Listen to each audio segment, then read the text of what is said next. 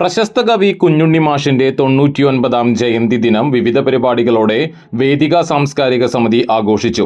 Guruvayur municipality freedom ഹാളിൽ നടന്ന സമ്മേളനം കവി രാധാകൃഷ്ണൻ കാക്കശ്ശേരി ഉദ്ഘാടനം ചെയ്തു.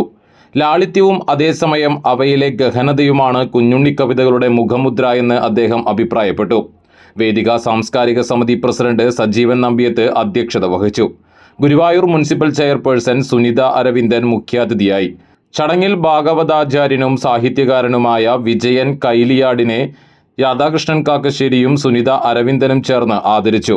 ദിനേശ് രാജ വിജയൻ കൈലിയാടിനെ പരിചയപ്പെടുത്തി. മാതൃദിനാചരണത്തിന്റെ ഭാഗമായി മുതിർന്ന എഴുത്തുകാരി ശ്രീദേവി അമ്പലപുരത്തെയും ആദരിച്ചു. തുടർന്ന് നടന്ന കവിയരങ്ങിൽ K Dinesh Raja, Sreedevi Ambalapuram, Murali Mangalath, Surendranatha Panicker, Sreelatha Kanjirakode, Nomi Krishna, Hawwa teacher, Priyanka Pavithran, Hari K Puraykkal, Robert പുള്ള് എന്നിവർ കവിതകൾ അവതരിപ്പിച്ചു.